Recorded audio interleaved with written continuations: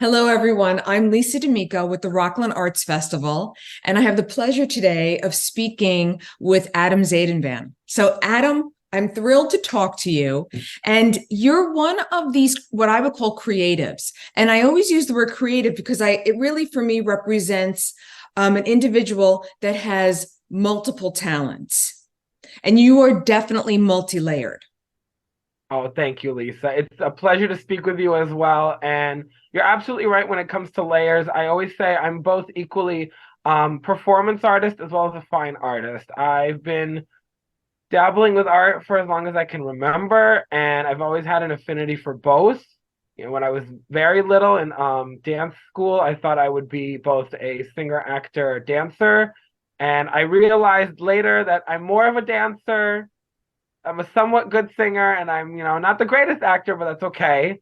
And then I stumbled upon a few art classes here and there, and I've always taken an art class, whether it was still life or painting and drawing or two-dimensional in middle school. I remember at least tried ceramics in high school, and then there was one other. And then my junior and senior year, I went for culinary arts, which brought me over to my degree because I went to college for hospitality and my track was in travel and tourism. So when you say I'm multi-layered, you're not kidding. You're absolutely right. I can pretty much do it all. I'm very much a Renaissance person. You sign me up and I'm there. That's really interesting because I'm always fascinated by somebody who can do the visual arts, but then you also have that audio element and you have the movement element, and then you can cook a fantastic dinner when everything's over. Well, I could definitely cook, but I could also like host and put together a good party.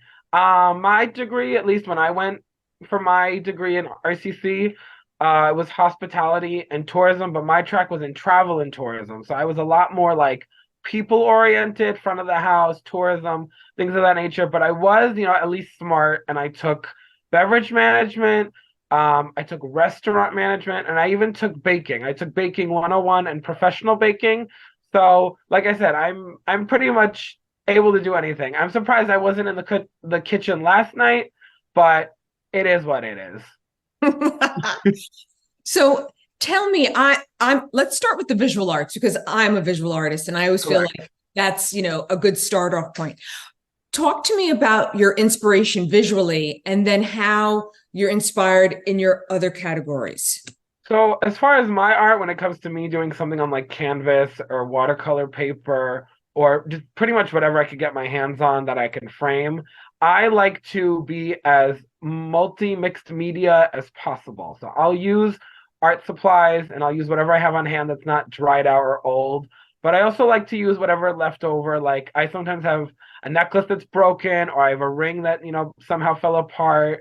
Just whatever I have on hand, I'll glue it down and it becomes a little, three-dimensional where it's coming off the page, either up at you or off the sides. So my stuff wouldn't even need to be framed. It would need to be shadow boxed because sometimes my pieces, the dimensions of them are not rectangular or square anymore because suddenly you have stuff protruding off the sides. And that was really what I got started in when the pandemic kicked off and I wasn't able to go to Rockland Center for the Arts for any of the art classes that I had signed up for. I couldn't really, sit in that space or any of those spaces and really commit to what I enjoyed. So I made myself an art studio, or I used to have an art studio. It was in our basement. I had the greatest light coming in between like 10 and 1, and I would just work. And sometimes it would be 3 o'clock in the morning, and I'm like, I'm not doing anything. Let me just finish up. And I just had pieces upon pieces upon pieces. And I like to go as colorful and as and vibrant as possible. I try not to incorporate a lot of darker hues. I really want to explore and use all the colors possible. And I try and use, my favorite colors, but I also like to use, again, whatever colors I have on hand. And there's no such thing as like, well, what's your favorite medium to use? My medium is everything. I'll use, Sharpie and I'll use pastel and I'll use watercolored pencils, and I'll use again whatever I have on hand, and then I'll let it dry. Because my other thing is I like to layer everything. That's why some of my pieces take, a month to 2 months, and some of my pieces take about a week. It just depends on what I'm feeling inspired by and what I'm using. When I see you, you are living art. Yes, I very much do like to consider any facet of art that I can acquire, and if I'm good at it, I'll, stick with it. And there was a period, I couldn't even tell you how many years ago, but at this point it's been a while. I used to work at a consignment store. So I had a knack for clothes, and I've always dabbled in fashion. I remember in high school I took fashion design or fashion and something, I forget what they called it at the time, but we learned a lot. We learned about fashion through the years, fashion through every period piece. We watched a lot of fashion and runway shows, and I remember that was the first time sewing something with a pattern and like actually like cutting and measuring and whatnot. And I don't have those shorts anymore, but I made sure I wanted to wear and make shorts from scratch, because it was either that was our final. It was you make shorts or you make a pair of pants. Pants are a lot of fabric, and I don't have that much patience. But I wish I still had those, because they were, the coolest, because we were allowed to buy our own fabric, and we had, free range, and there was only one fabric store at the time. It used to be in Nyack on Main Street, like the tip of Main Street. I remember having to go there. I spent maybe like an hour looking for the fabric that I wanted, and they had a lot of good stuff, but it was the material. Like I was really feeling for something lightweight and breathable. So that was, I'd say, my first step into clothing and styling and things of that nature. And at one point, I knew what worked for me and what didn't work for me, because I've been between a lot of sizes over the years. I've lost weight, I've gained weight, as we all do. It's just life. We're all human. Nobody's perfect. Nobody comes out looking like, an Adonis or a Barbie, and who would want to look like that anyway? Like, kudos to those that, can do it and commit to going to the gym and having that physique. Me, I just want to be as toned and healthy as possible. I also want to enjoy, the burgers, the fries, the cookies, and the milkshakes and all that as well. So when it comes to clothing, like I do wear a lot. I have like my three categories. It's either black and neutrals, vibrant colors, or shiny metallics. It's just pretty much whatever I have on hand, which is again all of it. So I get it. So visually, when I see you, you're right. There's texture, there's color, there is a very interesting combination of elements. And Yeah. I can see how that would translate into your visual artwork for sure. Yeah, I feel like my Yeah. art and I really do, match and pair up well, because I usually try and just put my style on paper or canvas, or my expression and how I'm feeling. And, some days you have the good days and the bad days. And like I've had some pretty moody and like darker pieces. I don't have them anymore, because I can safely say I've given almost everything away, or I've exhibited everything. And I'm gonna at some point have this art studio back, and I'm gonna at some point be making more visual art. But in the meantime, I'm definitely still doing performance art and still getting up on stage. So even if I'm not painting, a physical canvas, my face is still my canvas. Well, This is the that's what one I'm going canvas to I'm ask not you. getting rid of. Yeah, that's what I want to ask you next. Absolutely. How does your inspirations translate into your performances? So I can safely say and confidently say I've been doing drag performance art for about 8 years. In January of next year, I want to say it'll be 9 or so. And it's just, a culmination of everything I've ever wanted to do. I wanted to not follow, heteronormative stereotypes, and not even follow regular, drag stereotypes. I've just wanted to create my own niche and fill it, and like just follow my avenue that way. I've always, you know, adversity has hit us all, and life hasn't been fair to some of us more than others.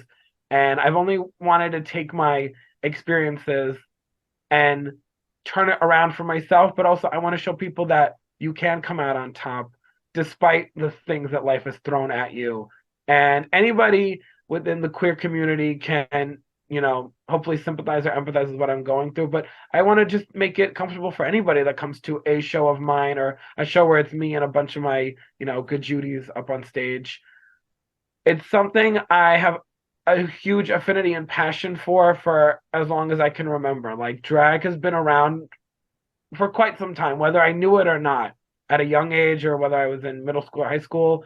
I couldn't tell you the first time I was at a drag show, but the first time I was at one, I was thoroughly like enthralled and like wowed. And like the more I saw it, I was like, maybe I could do it. And then it just happened where it just happened. I couldn't even tell you my first night in drag either when I was performing because for all I know, I've just always been in drag and I've always been performing. It's just how I've been. Adam, your confidence is palpable. Have you always been this confident? I have not always been this confident. I can be honest. In school, I was bullied for everything, for just about anything you could think of. I had an IEP. I had a lazy eye, so at a very young age, I had to get surgery on my eyes, and I had an eye patch, but I had like those giant gauze or cotton or cheesecloths, whatever, underneath to. So there was that. My eyes have always been, a struggle for me because I appear Asian, but I'm not. It's just the way my eyes have been adjusted, so to speak, because of my surgery. And me and my mom look alike, so we have this curly hair and these Asian eyes, and we look ethnically ambiguous. But my family's from the former Soviet Union, so because I'm born here and I'm first generation, I'm Russian American. That's pretty much the best way, because former Soviet American doesn't really roll off the tongue as nicely. And then in middle school, it was, my weight and my effeminate nature and my just overall demeanor that I wasn't like all the boys and I didn't man up all the time. And I showed my emotions whether I wanted to or not, and it was me, either enraged or crying or a combination of both. And then in high school, it was, a combination of all of that. And, it's been a lot of, combative years with anxiety, depression, eating disorder, and suicide and all of that. And at one point or another, I had to look in the mirror and I had to figure it out. And I think around like 15 or 16, I figured it out for the most part. And it's been an uphill battle with a few rocky mountains. But I can safely say at 27, I'm not the person I was when I was in middle school. I'm a well-rounded, evolved person. And my confidence has grown leaps and bounds. And, I'm still human. I have my good days, I have my bad days. I have my highs and my lows. Nobody's perfect. And I don't strive for perfection in any way, which is, a little contradictory considering I'm a Virgo and we're so analytical. But I don't strive for perfection in all aspects, just where it's needed. That's wonderful. It's great to hear because I feel like a lot of times people who are in the arts feel a little different. Yeah. They feel like they're a bit on the exterior. Yeah, absolutely. We've always been, the wallflowers, no pun intended, but we've always been, the outsiders, the black sheep of the crowd, the fish swimming across and going not against the current, or rather swimming against the current and not following the school that everyone's Right.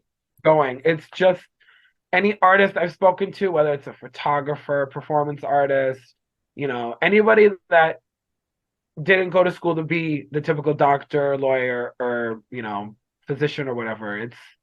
It's harder normally, and like I've had it with any artist. Like I can tell sometimes, even in the way their eyes or the way they're speaking, they don't have to say a lot, and I can hear everything.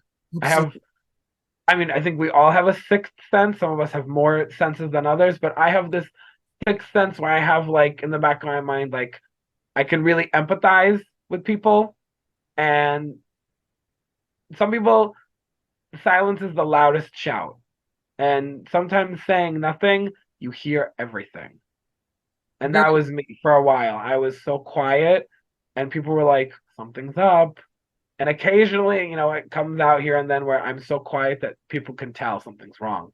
Yeah. But,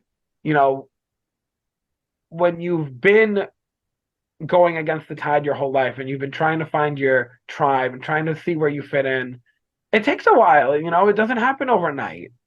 Nothing's instant, not even coffee, honestly. I'm being honest when I say it because nothing happens, nothing good happens right away, nothing good happens in an instant, and I wouldn't want it that way either, honestly. So, Adam, you have a fantastic event coming up on November 4th. Correct. I'm Tell me more. so excited. So I have a very good friend. His name is Steven, but in drag, he goes by Diamondy Doo or Dee Dee for short. And then I have a very good friend. Her name is Mo, or his name is Mo, but in burlesque, they go by Mo Honey, Mo apostrophe Honey. So it'll be a very interesting variety show. It'll be November 4th. I want to say at 8 p.m. at Modern Druid. We're still figuring out, a few other cast members and time and tickets and a few logistics, but it's definitely in the works, and I'm super excited to be a part of something that's not your typical drag show. I've been at the drag show where we all do numbers and then at the end we have some kind of finale number, or I've been at drag shows where I've been a judge. I'll never forget, that was super fun. I was at SUNY Purchase for Fall Ball in 2017. I want to say fall of 2017 because I had just graduated from RCC in May of that year, and they had asked me to be a judge, and I thoroughly got a well received reaction, but I was just blown away by, even across the bridge in Westchester County, the vast variety and range of drag that they have there, and they embrace it all. So it was so nice to be embraced there and to now have this variety show, a couple years later. It's just like a whirlwind. Like, I cannot wait to get this show on the road, and I cannot wait to get the flyer out. I'm so excited. My drag is not every other drag performer. I don't go out there with big wigs, and I don't shave my entire body. I at least shave from the neck up, but I do what I do, and I do it best. I can safely and honestly say that there are not a lot of people. There may be like a small handful of people that do the type of drag that I do in this part of the country. But I know in like some bigger places like Seattle or Portland, San Francisco, like some places on the West Coast, or maybe some places in like the South or the Midwest, there are, drag artists like me, where we're not your typical drag king or drag queen. We are bending the rules a lot more, and that's the whole point of drag. It's an art form. It's the biggest form of expression, and it's honestly the oldest performing art since Shakespeare, maybe even older. So it's hard to discredit where drag has come from and what drag can be and what it currently is. And in the times where I've seen those drag bans happening across the country and drag queen story hour of them indoctrinating our kids and grooming, that's not the threat. The real threat is everybody that's trying to push everything aside of what's really happening and try and focus on something else, because they're trying to distract us from what's really going on. But for those that see, know better. And I'm glad that in some states that these drag bans have been deemed unconstitutional and people are opening their eyes, and like the real threat are people that are stuck in ways of yore and like still thinking like it's 1930 something. It's mind-boggling that in 2023 to hear some of the things people say about any marginalized group or any minority, it's just absolutely bonkers to me sometimes. I couldn't agree more. And listen, it has been such a joy to speak with you. And I recommend to everyone, please follow Adam. I'll include all that information in this video interview, and you will really, I get a kick out of you every single day. You make the day better. You take your journey and your talents and you share it with the world, and you make everything brighter. So thank you so much, Adam, for this. I really appreciate it. No, Lisa, I want to say thank you, because it's not every day that somebody up there is giving spotlight to people that don't always get it. I've been in Rockland my whole life. I've been here 27 years, and I get it here and there, and I've had my moments, but it's nice when somebody is like, I want to talk to you and I want to learn more. So seriously, thank you from the bottom of my heart for having me speak today with you for the Rockland Arts Festival. Mwah. Kisses and hugs.